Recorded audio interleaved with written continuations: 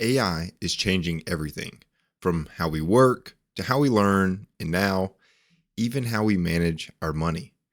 But as more people turn to tools like ChatGPT, Copilot, or Claude for financial advice, the question becomes, can you trust it?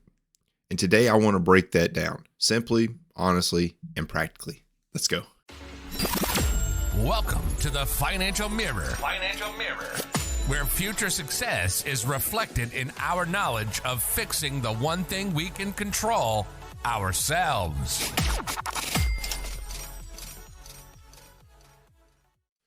Welcome to the Financial Mirror, and thanks for joining me today as we continue to work to improve the one thing that we can control, ourselves. Here at the Financial Mirror, it is not about the numbers and spreadsheets alone, but about transforming and educating you on money so that you can make smarter financial decisions. If this is the first time you're joining again, don't forget to hit subscribe on YouTube to be notified of all the new episodes as they release. If you're listening to us on Rumble, don't forget to follow the channel and like the video. And on any podcast platform of your choice, don't forget to like and subscribe to the podcast. So let's jump right into it. We are living in a moment where people ask AI literally everything: what to eat, what to wear, how to structure a workout, and now even how to manage their money.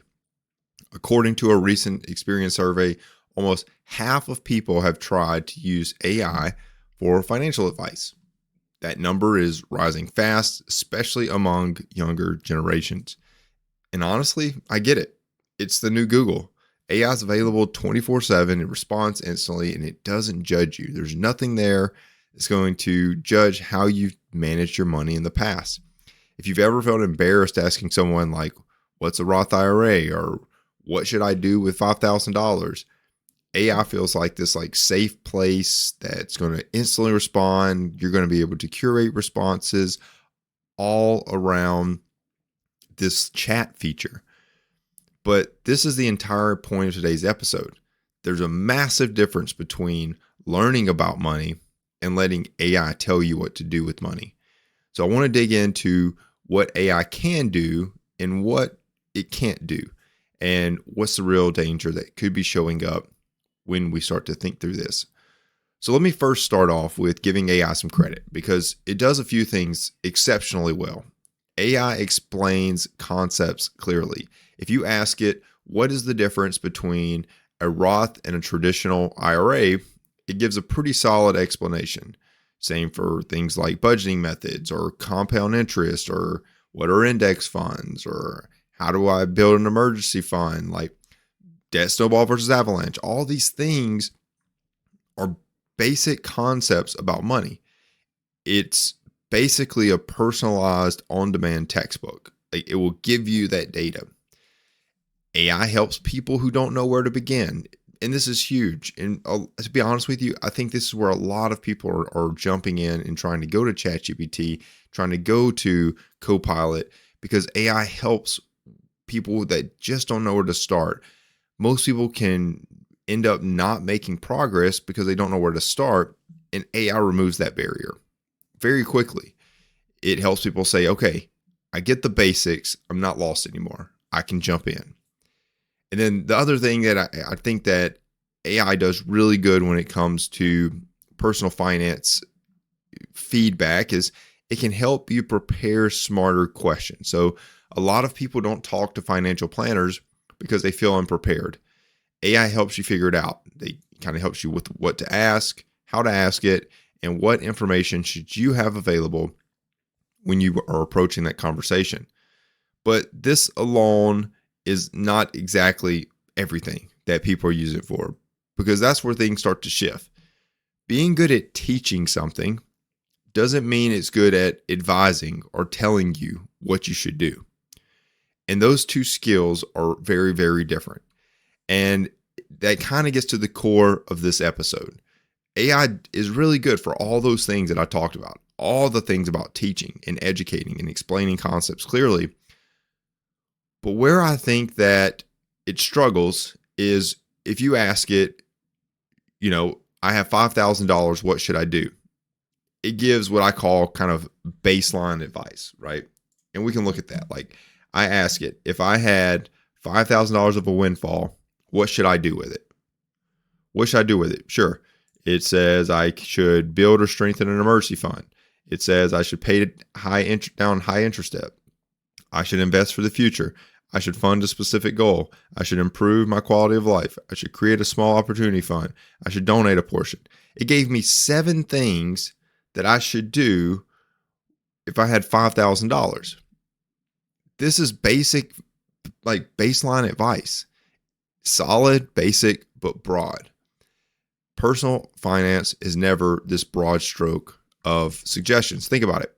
5 people could each have a $5,000 windfall and need 5 completely different strategies depending on their specific situation. Someone with a 22% credit card debt may need to attack that first, right? So they may fall into this number 2 option. Someone with stable finances may want to invest it, so they fall into this number 3 option. Someone with unstable income might need to build a bigger cash buffer, so they fall into this build or strengthen an emergency fund. Someone close to retirement may have different priorities than someone who's 22. Someone supporting a family has different needs than someone with no dependents. AI doesn't know any of this unless you spell out every single detail. And even if you spell it out, AI isn't allowed to any longer give personal recommendations, right? There was some changes that were made that as of I think it was end of October 2025, OpenAI officially classified ChatGPT as an educational tool, not a consultant.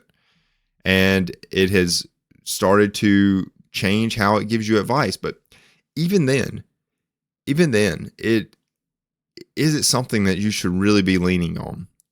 Because there's so much about your life that I'm not saying that you don't know it, but you know it. But it's those fine little details that you start to talk to someone and you start to explain it and they start to ask questions and you start to think about it and you're like, wow, I didn't even realize that about me, right? I didn't realize that about my financial situation. I didn't realize that I was in this particular journey of my finances. I didn't realize I didn't know this thing. You don't realize what you don't know until you start getting to that conversation. So when you start trying to write this stuff out, it's really, there's a lot of chances that you don't say the right thing or you don't speak with the right prompt.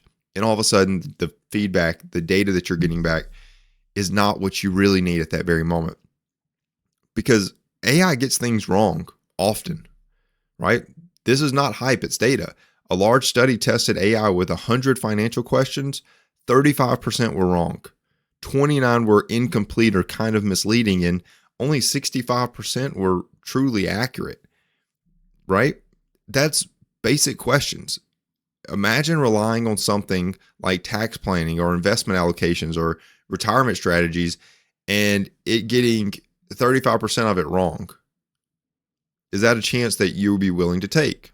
Maybe it may save you $1 from talking to a certified financial planner or speaking with a financial coach about some of your basic personal finance needs. AI doesn't know when it's wrong. It doesn't feel uncertainty, and it definitely doesn't make you feel like it's wrong by any means. It speaks in confidence, but it doesn't understand consequences. It just predicts the next word. There's no accountability. There's no regulatory oversight. There's nothing. You're asking it and putting your finances in jeopardy potentially if it gives you the wrong data. And the last thing that I would say about AI is that it assumes you know what you're asking. And this isn't to discount you as an individual, but this is the biggest hidden danger of AI when it comes to personal finances is that it's very prompt driven. And if you don't know what to ask, AI will not give you what you really need. People new to money don't know the right questions just yet. They're figuring it out. They're learning. They're in that education phase, which I led this off with is very good at educating you. You want to learn about budgeting? Tell me all the popular budgeting methods. You want to learn about investing? How does investing work? And that's going to lead you down another path with further explain what compound interest is. This is how you educate. This is how you can use a tool like ChatGPT or Copilot to educate you. But people new to money, they don't ask all the right questions. So they get these like generic answers that feel helpful, but they miss critical context. So it's like hiring a GPS, but not entering the correct address. Like you've got this GPS tool, it'll take you exactly where you want to go, but you don't know where to go, right? You'll get directions, just not to where you wanted to go, right?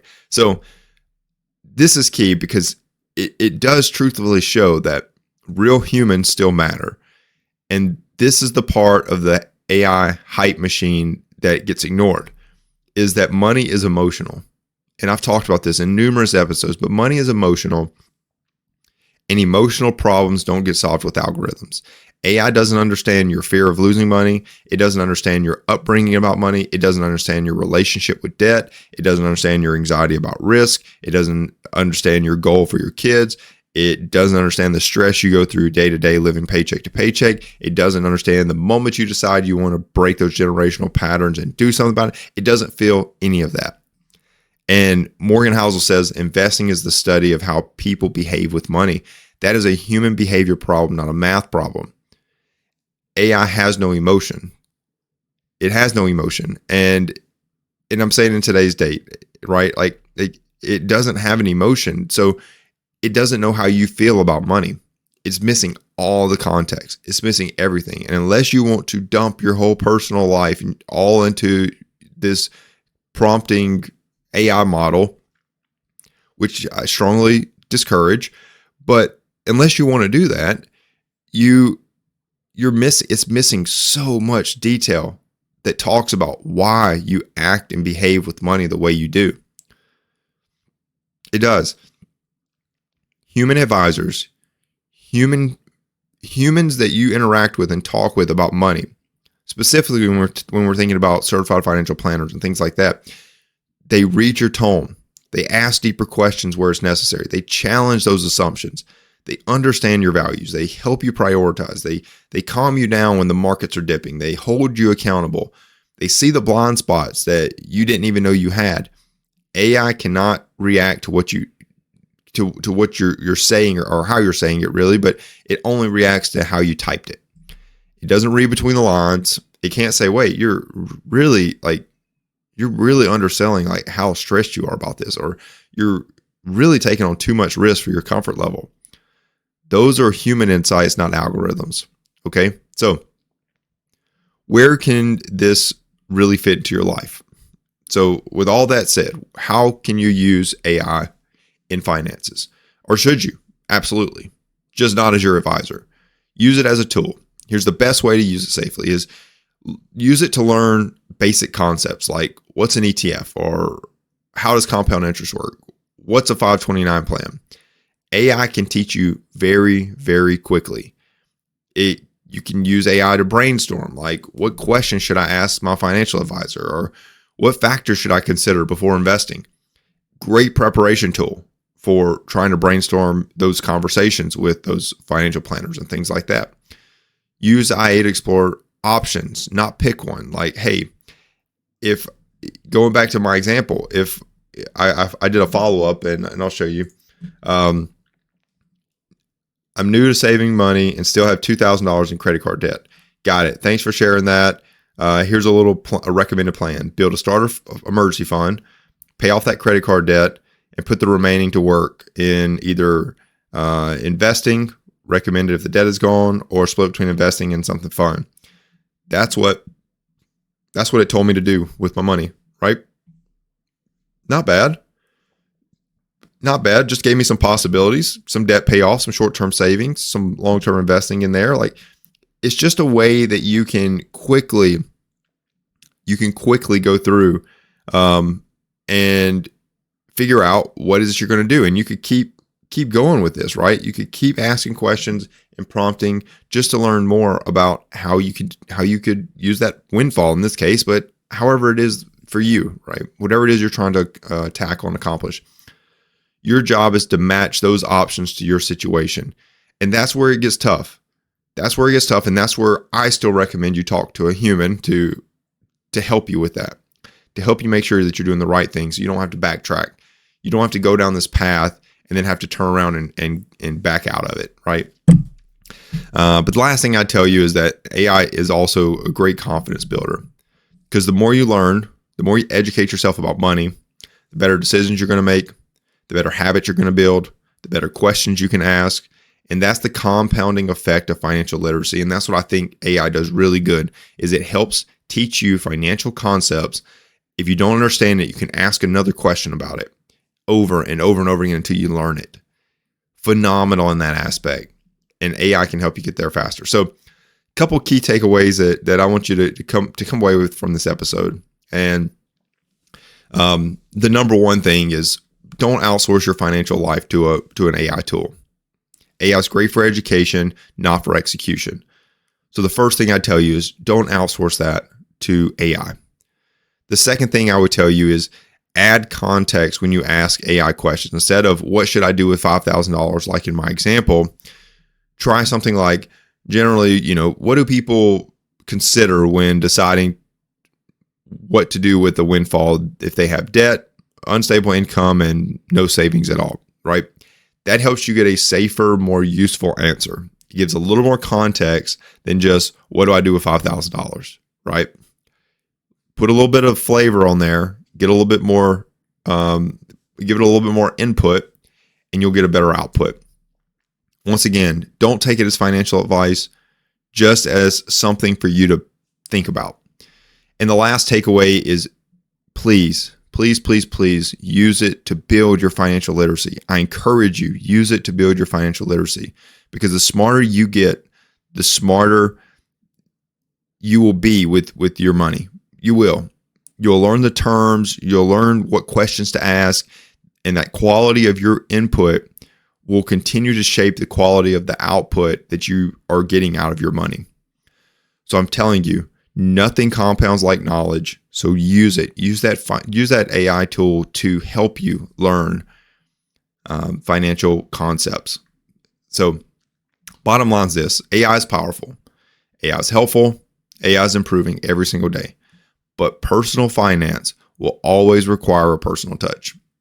AI can explain money, but it can't understand your money. It teaches you the rules, but it can't understand your life. And when when the stakes involve your future, when the stakes involve the money you've earned and how you're investing it, your family, your retirement, your peace of mind, all those things, you don't want this just written guess that this system gave you with no accountability. So use AI as a starting point, please. But trust humans, trust yourself, and build the financial literacy that sets you up for long-term wealth. Hopefully you found this episode helpful. Share it, drop a comment. Let's keep growing together. Truthfully, I really hope that you will use some type of AI model to help and continue to grow and educate yourself around money. But when it comes to advising and suggesting and giving you actionable things to do with your money, continue to consult that financial advisor, that human aspect, right? So hope you got something out of this. Look forward to the next episode together. Till next week, continue improving the one thing you control, yourself. Peace. Well, that wraps up today's Financial Mirror. Join us next week as we continue to work on ourselves, change our mentality, and to commit to achieving the success we always envisioned. Regardless of your platform, help us grow as a community. Please like, subscribe, and share with the people in your lives.